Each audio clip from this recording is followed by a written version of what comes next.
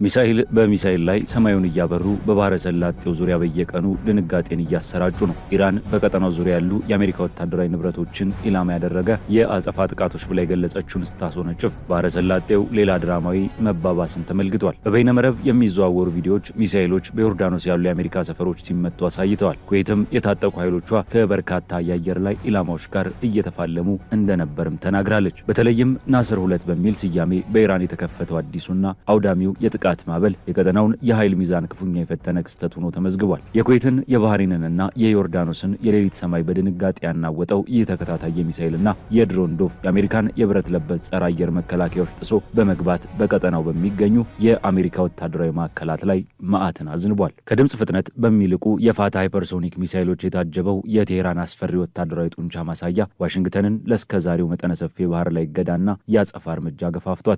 በፕሬዚዳንት ዶናልድ ትራምፕ በኩል የተሰማው የኢራንን የኢኮኖሚ ደም ስር የሆነችውን የካረግ ደሴትን የነዳጅ ማዕከል ዶግ አመድ የማድረግ ኃይለኛ ዛቻ፣ እንዲሁም ኢራን በበኩሏ ግንባር ቀደም የምዕራባውያን መሪዎችን በበቀል ዝርዝሯ ውስጥ አካታ የሰጠችው የሞት ማስጠንቀቂያ ቀውሱን ወደማይመለስበት የጥፋት ጫፍ ገፍቶታል። ይህ ዓለም አቀፉን የንግድ መስመር ያነቀና በቀጠናው ላይ የሞት ጥላን ያጠላ ኃይለኛ ፍጥጫ መካከለኛው ምስራቅን ዳግም የእሳት ቀለበት ውስጥ ከቶታል።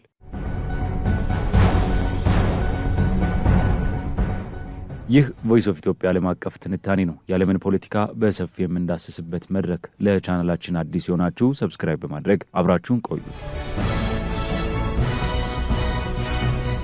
በመካከለኛው ምስራቅ ሰማይ ላይ የተንጠለጠለው የሌሊት ድቅድቅ ጨለማ በድንገት ከየአቅጣጫው በተተኮሱ የእሳት ነበልባሎች ሲገፈፍ የዓለም የጂኦፖለቲካ ትኩረት በድጋሚ ወደ ፋርሱ ባህረ ሰላጤ አቅጣጫ ተኮረ። ተከታታይና የማያባሩ የሚሳኤልና የድሮን ጥቃቶች የባህረ ሰላጤውን ሀገራት ሰማይ በብርሃን ሲያጥለቀልቁ በአካባቢው የሰፈረው የአሜሪካ የጦር ኃይልና ወታደራዊ መሰረተ ልማቶች ላይ ያነጣጠረው የኢራን ወታደራዊ እርምጃ አዲስና እጅግ አደገኛ የሆነ የቀውስ ምዕራፍ መክፈቱን አበሰረ። ይህ ናስር 2 በሚል ስያሜ በኢራን እስላማዊ አብዮታዊ ዘብ የተከፈተው መጠነ ሰፊ ወታደራዊ ዘመቻ ኢራን ባለፉት 10 ዓመታት ውስጥ በሚስጥር ያካበተችውን እጅግ ዘመናዊ ውስብስብና አስፈሪ የመሳሪያ አቅም በሚገባ ያሳየችበት ክስተት ሆኖ አልፏል። የኢራን ጦር ኃይል ያቀጣጠለው ይህ የጥቃት ማዕበል በዮርዳኖስ፣ በኩዌት፣ በባህሬንና በሌሎችም የባህረ ሰላጤው ሀገራት በሚገኙ የአሜሪካ ወታደራዊ ኢላማዎች ላይ ያነጣጠረ ሲሆን የኢራንን አቅም አጉልቶ ያሳየው ደግሞ ጥቃቱን ለመፈጸም የተጠቀመችባቸው መሳሪያዎች አይነትና ቴክኖሎጂያዊ ምጥቀት ነው። በዚህ ዘመቻ ላይ የኢራን ኃይሎች በከፍተኛ ቴክኖሎጂ የተገነቡና ጠላትን በቀላሉ ማለፍ የሚችሉ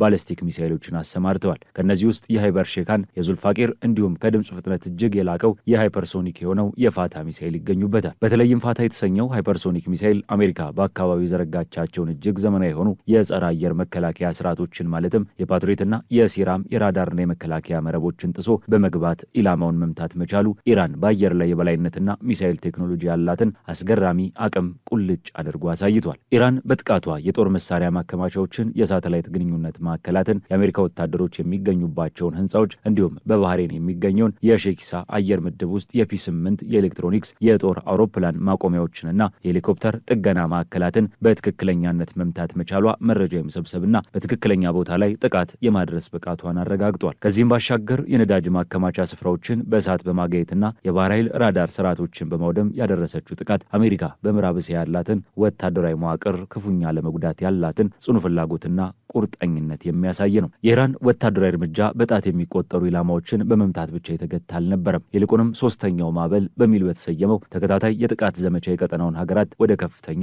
ሽብር አስገብቷቸዋል። በዚህም መሰረት ጥቃቱ በቀጥታ የኩዌትን ሉዓላዊ ግዛትና የጦር ኃይል የፈተነ ክስተትን አስተናግዷል። የኩዌት ጦር ኃይሎች ይፋ እንዳደረጉት በአዲሱ የጥቃት ማዕበል አንዷ የኩዌት የባህር ኃይል መርከብ በቀጥታ የተመታች ሲሆን 4 ወታደራዊ አባላት ላይ ጉዳት ደርሶ የሕክምና እርዳታ እየተደረገላቸው ይገኛል። ከዚህም ባሻገር በኩዌት ሰማይ ላይ ብቻ የሀገሪቱ የአየር መከላከያ ስርዓት 1 ባለስቲክ ሚሳኤል፣ 5 ክሩዝ ሚሳኤሎችን እንዲሁም 33 ድሮኖችን አቋርጦ ማክሸፉን የጥቃቱን መጠነ ሰፊነት ያሳያል።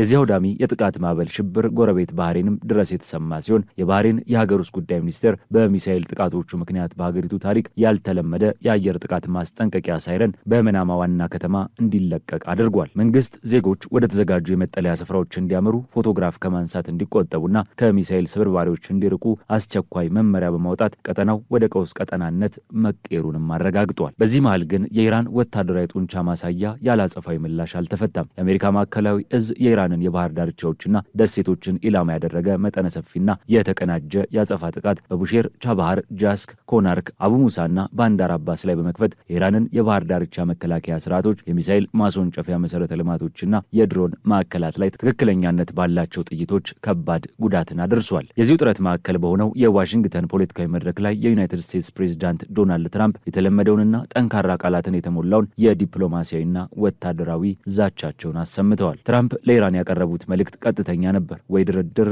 አሊያም ፍጹም ውድመት። ፕሬዝዳንቱ የኢራንን መሪዎች በከባድ ቃላት በመተቸት አገዛዙ በታመሙ ጨካኝ ሰዎች የሚመራ ሲሉም ገልጸውታል። የኢራን ጦር ያረጀና ያረጀ መሆኑን ለማሳየትም አሜሪካ በወሰደችው እርምጃ የኢራን ባህር ኃይል ሙሉ በሙሉ መደምሰሱን፣ 159 የጦር መርከቦች ከባህር በታች መስመጣቸውን እንዲሁም 230 የጦር አውሮፕላኖቻቸው የራዳር ስርዓቶቻቸውንና የጸረ አየር መከላከያዎቻቸውን ዶግ አመድ መሆናቸውን፣ ከላይኛው አመራር እስከ ታችኛው እርከን ያሉ የጦር አዛዦቻቸው መገደላቸውን በመግለጽ የኢራንን አቅም አሳንሰው ለማቅረብም ሞክረዋል። ከፕሬዝዳንት ትራምፕ የጦርነት ዛቻዎች ጎን ለጎን አሜሪካ ተግባራዊ ኢኮኖሚና ወታደራዊ ማነቆችን በኢራን ላይ አጥብቃለች።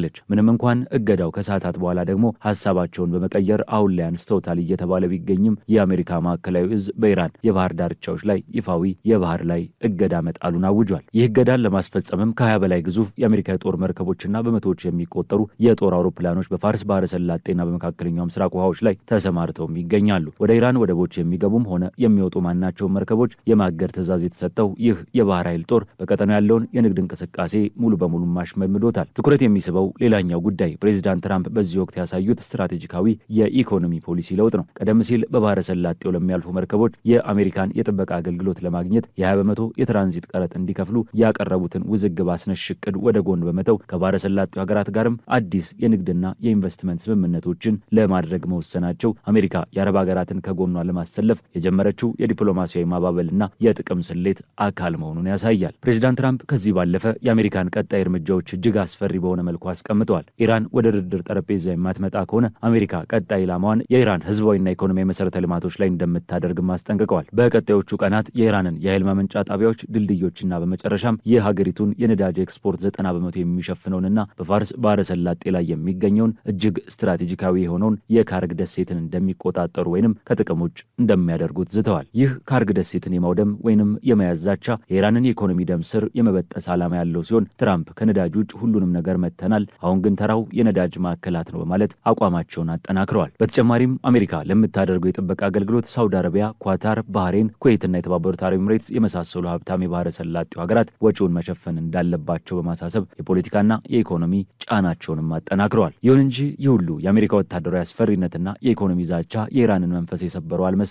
በተቃራኒው በቴሄራን የፓርላማ አዳራሽ ውስጥ የነበረው ድባብ የሀገሪቱን ጽኑ የጸረ አሜሪካ አቋምና የበቀላ ጥማት በግልጽ የሚያሳይ ነው። የፓርላማ አባላት ሞት ለአሜሪካ በሚል ጩኸት የታጀበ የቀይ ባንዲራ በማውለብለብ ከፍተኛ መሪያቸውን አያቶላ አሊ ካሚኔን ለተገደሉበት ድርጊት አጸፋውን ለመመለስ ያላቸውን ዝግጁነት አሳይተዋል። የኢራን ሚዲያዎችና የፖለቲካው ኃይል ለበቀል ዝግጁ ነን የሚለውን ትርክት በማስተጋባት በዓለም አቀፍ ደረጃ አነጋጋሪ የሆነ እርምጃን ወስደዋል። ይኸውም በአያቶላ አሚኒ ግድያ እጃቸው አለበት ያሏቸውንና ዋጋ መክፈል አለባቸው ያሏቸውን የምዕራባውያን መሪዎች ስም ዝርዝር የበቀል ዝርዝር በሚል ርዕስ ይፋ ማድረጋቸው ነው። በዚህ ዝርዝር ውስጥ የአሜሪካው ፕሬዝዳንት ዶናልድ ትራምፕ፣ የእስራኤሉ ጠቅላይ ሚኒስትር ቤንያሚን ኔታንያሁ፣ የብሪታንያው ጠቅላይ ሚኒስትር ኬር ስታርመር፣ የፈረንሳዩ ፕሬዝዳንት ኢማኑኤል ማክሮን፣ የጣሊያኗ ጠቅላይ ሚኒስትር ጆርጂዮ ሜሎኒ፣ የአሜሪካ ውጭ ጉዳይ ሚኒስትር ማርኮ ሩቢዮ፣ የመከላከያ ሚኒስትር ፒት ሄግሴትና አዲሱ የኔቶ ዋና ጸሐፊ ማርክ ሩትን ጨምሮ በርካታ ከፍተኛ ባለስልጣናት ተካተዋል። ይህ ድርጊት ኢራን የምዕራባውያንን የፖለቲካ ማዕከላት በስነ ልቦና ለመምታትና የትኛውንም የምዕራባውያን መሪ ከኢራን የረጅም ክንድ የበቀላ ክንድ እንደማያመልጥ ለማስጠንቀቅ የተጠቀመችበት ደፋር የዲፕሎማሲና የደህንነት ትርክት ነው። ይህ አሁን የሚታየው ዲፕሎማሲያዊና ወታደራዊ ውጥረት የቅርብ ጊዜ ክስተት ብቻ አይደለም። ይልቁንም ባለፉት ወራት ሲንከባለሉ የመጡ የተበላሹ የሰላም ስምምነቶች ውጤት ነው። እንደ ኢራን የውጭ ጉዳይ ሚኒስቴር ቃል አቀባይ እስማኤል ባጋይ ገለጻ አሁን ኢራን እየወሰደች ያለው እርምጃ ጥቃት ሳይሆን ባለፈው የካቲት አሜሪካና እስራኤል በኢራን ላይ በከፈቱት ህገወጥ የጋራ ወታደራዊ ጥቃት ላይ የተመሰረተ ህጋዊ ራስን የመከላከል እርምጃ ነው። ቃል አቀባዩ ይህ እርምጃቸው በዓለም አቀፍ ህግ የተረጋገጠ መሆኑን አበክረው ይከራከራሉ። ከዚህም በላይ ባለፈው ሚያዝያ ወር ላይ ተደርሶ የነበረው የተኩስ አቁምና ሰኔ 17 የተፈረመው የጋራ መግባቢያ ሰነድ በአሜሪካና አጋሮቿ መጣሱ ለውጥረቱ መባባስ ዋነኛ ምክንያት መሆኑን ቴሄራን ታነሳለች። የካታም አለምቢያ ዋና መምሪያ ቃል አቀባይ ኢብራሂም ዞልፋጋሪ በበኩላቸው አሜሪካ በሆርሙዝ የባህሮች መስመጥ ላይ የምታደርገውን የትራፊክ ፍሰት ጣልቃ ገብነት የባህር ላይ ወንበዴነት ሲሉ ፈርጀውታል። ኢራን በራሷ ውሃ ላይ ማናቸውንም የባህር ላይ እንቅስቃሴዎች የመቆጣጠር መብት እንዳላት በማሰብ የኢራን ጦር ከፈቀደው መስመር ውጭ የሚንቀሳቀሱ የውጭ ጦር መርከቦች ላይ ያለምንም ማቅማማት እርምጃ እንደሚወሰድና ይህንንም ለማድረግ ጊዜያዊ ሰላም ስምምነቱ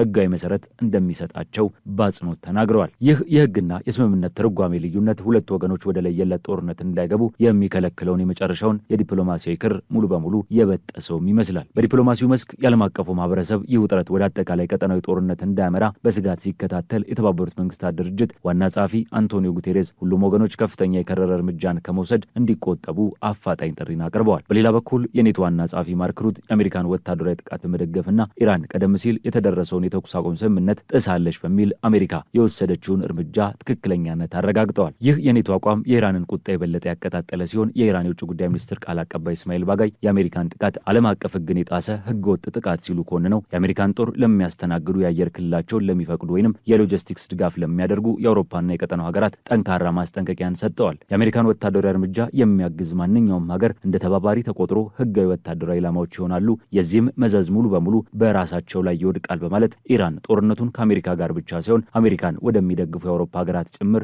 ለማስፋፋት አቅምም ሆነ ድፍረት እንዳላት አጉልታ አሳይታለች። ከዚህ የብረትና የቃላት ጦርነት በተጓዳኝ የዓለምን ኢኮኖሚ ከስሩ ሊያነቃቅል የሚችለው እጅግ አደገኛ ክስተት በስትራቴጂካዊው የሆርሙዝ የባህር ወሽመጥ አካባቢ ተከስቷል። የዓለም የነዳጅ አቅርቦት ዋነኛ የደም ስር በሆነው በዚህ የውሃ መስመር ላይ የኢራን ጦር ለንግድ መርከቦች የሚያደርገውን እንቅስቃሴ ገድቧል። ውጥረቱ በተባባሰ ወቅት ሉኒ የተሰኘች የ32 ዓመት ዕድሜ ያላት በሴንት ኪትንስና ኔቪስ ባንዲራ የምትጓዝ ትልቅ የጭነት መርከብ በኢራን የባህር ዳርቻ አቅራቢያ ከሌላ መርከብ ጋር በመጋጨት ለሁለት ተሰንጥቃ መስመጧ ተዘግቧል። መርከቧ ስትሰምጥ የሚያሳየው ዘግናኝ ቪዲዮ ምስል ሲለቀቅ የኩዌትና የሌሎች ሀገራት የነፍስ አድን ጀልባዎች 23ቱን የመርከቧን ሰራተኞች በህይወት ማትረፍ ቢችሉም ክስተቱ በባህረ ሰላጤው ውስጥ ያለውን የንግድ ጉዞ እጅግ አደገኛ አድርጎታል። የአሜሪካ ማዕከላዊ ዕዝ ኢራን ባለፉት 7 ቀናት ብቻ 7 የንግድ መርከቦች ሆን ብላ ኢላማ አድርጋለች፣ ንጹሐንን ገድላለች፣ አቁስላለች፣ እንዲሁም አግታለች ሲል ክስ አቅርቧል። ኢራን በበኩሏ ይህንን ክስ በማስተባበል በውሃ መስመሩ ላይ ቁጥጥር የማድረግና የባህር ላይ ትራፊክን የመቆጣጠር ሉዓላዊ መብት እንዳላት አስታውቃ አሜሪካ የምታደርገው ጥቃት ካልቆመ የሆርሙዝ የባህር ወሽመጥን ሙሉ በሙሉ በመዝጋት ከቀጠናዋ አንዲት ጠብታ ነዳጅ ወይንም ጋዝ እንዳይወጣ አደርጋለሁ ስትል የዓለምን የኢኮኖሚ የልብ ትርታ ለማቆም የምትችልበትን ቁልፍ እንደያዘች በጋዳ አሳይታለች። በአጠቃላይ ከነዚህ ሁሉ መረዳት እንደሚቻለው አሜሪካ ያላትን ግዙፍ ወታደራዊና ኢኮኖሚ በላይነት በመጠቀም ኢራንን ለማንበርከክ የመከላከያ አቅሟን ለማዳከምና የነዳጅ ማዕከሎቿን በማውደም አገዛዙን ለመቀየር ከፍተኛ ጫና እያሳደረች ትገኛለች። ፕሬዚዳንት ትራምፕ በአካባቢው የሚገኙ ሀገራትን ከማስፈራራት ባለፈ ወታደራዊ ጥቃቱ ወደ ከፋ ደረጃ እንደሚያድግ በማስጠንቀቅ ፖለቲካዊ ቁማራቸውን እየተጫወቱ ነው። በሌላኛው ጎራ ደግሞ ኢራን በ10 ዓመታት የውጭ ማዕቀብና ጫና ውስጥ ሆናም ያዳበረችው የባሊስቲክና ሃይፐርሶኒክ ሚሳይሎች፣ የድሮን ቴክኖሎጂዎች እንዲሁም በዓለም አቀፍ የውሃ መስመሮች ላይ ያላት ጂኦግራፊያዊ የበላይነት በቀላሉ የምትበገር ሀገር እንዳልሆነች መስክሯል። የምዕራባውያንን መሪዎች በበቀል ዝርዝር ውስጥ በማስገባት ያሳየችው የፖለቲካ ድፍረት የሆርሙዝን ባህረ ሰላጤ መዝጋት ስትራቴጂካዊ አቅሟና የአሜሪካን የጦር ሰፈሮች ጥሶ የመግባት ወታደራዊ ብቃቷ የኢራን እስላማዊ ሪፐብሊክ በመካከለኛው ምስራቅ ያላትን የማይናቅ ሀያልነት አጉልቶ ያሳያል። ይህ እጅግ ውስብስብ ብዝሃ ገጽታ ያለውና አደገኛ የሆነ ወታደራዊና ዲፕሎማሲያዊ ፍጥጫ የሁለቱን ሀገራት የማይታረቅ አቋም ከማሳየቱም በላይ መላው ዓለም በስጋት ውስጥ ሆኖ ቀጣዩን አቅጣጫ እንዲጠብቅ አስገድዶታል። የዛሬው ዓለም አቀፍ ትንታኔያችን በዚሁ ተቋጨ። ስለተከታተላችሁን እያመሰገንን ለቻናላችን አዲስ ሆናችሁ ሰብስክራይብ በማድረግ ቤተሰብ እንድትሆኑ እንጋብዛለን። ከሰዓታት በኋላ በሌሎች ዓለም አቀፍ ጉዳዮች እስከምንገናኝ ሰናይ ጊዜ